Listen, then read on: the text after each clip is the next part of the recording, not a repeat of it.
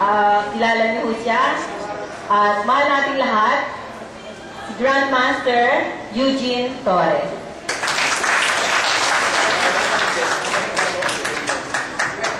Good afternoon po sa inyo lahat. Sa ating buting Presidente, Coach Pichay, sa ating Direktor, Governor Mulintas, yung better half niya, Mulintas, yung dito sa Protesco, in charge dito, sa mga opisyalis ng Quezon City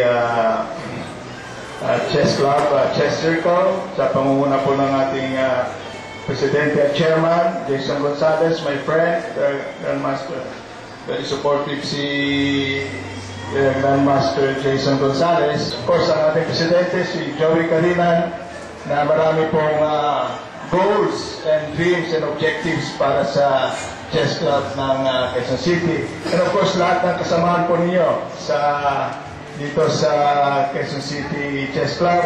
Itong si Willie San Juan, nag-jubit pa nga kami niyan sa YouTube So, nagbibigay naman si Willie San Juan, napakagaling din maglaro, nananalo sa executive, pero binibigyan niya ng himig ang Philippine Chess.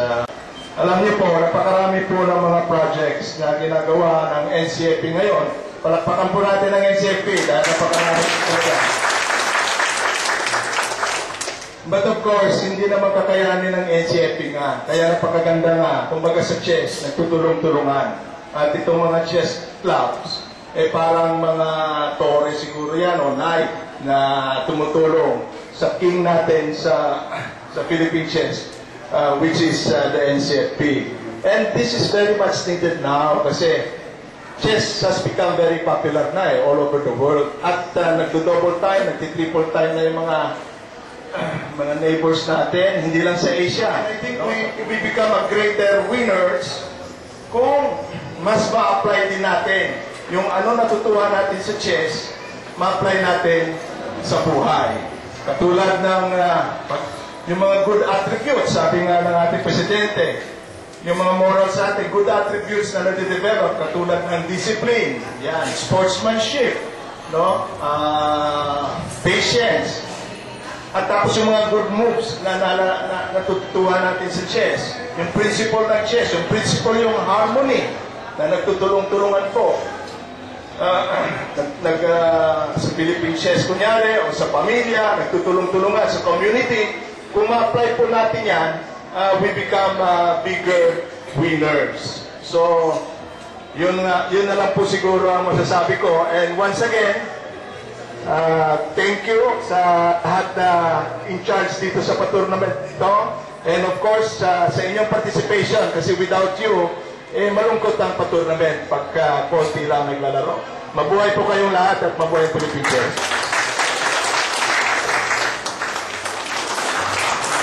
Ngayon naman po ay ang ating presentation of officers.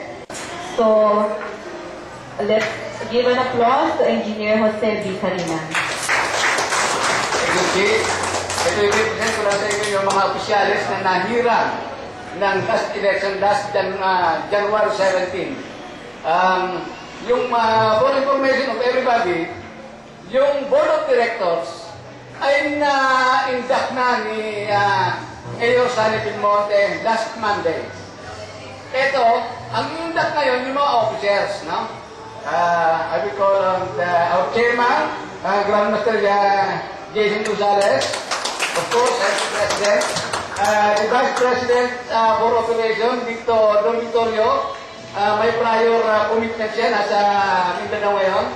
I will call on the Vice President for Project Development, si Pal Bolivar. Our Vice President for External Affairs, si Willie San Juan.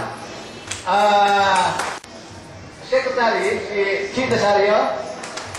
Treasurer, Milton Lau. Ang outflow natin, si Tito Stares, yung right hand ni Councilor Ito, ay nag-back off siya kasi may lakad sila ngayon. Then, our chairman for Anti-Game Fixing Committee, si Jason Gonzalez, may co-chairman tayo sa Anti-Gay Fixing Committee, si Bert Intia. Ang chairman for membership, si Jake Espinosa. And our chairman for education, si Mira Bubaga. Mr. President of the CFD, these are the officers elected last January 17, 2009. Thank you. Kindly raise your right hand and repeat after me. I state your name.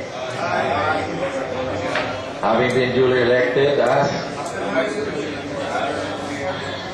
of the Chessford Quezon City Youth Development Incorporated, do hereby accept the trust reposed upon me and solemnly swear that I will faithfully and conscientiously fulfill my duties as such, support the Constitution and bylaws of the Association, promote its principles, objectives, and ideals, and consecrate upon myself to the service of the Association and its member without any mental reservation. So help me God. Congratulations.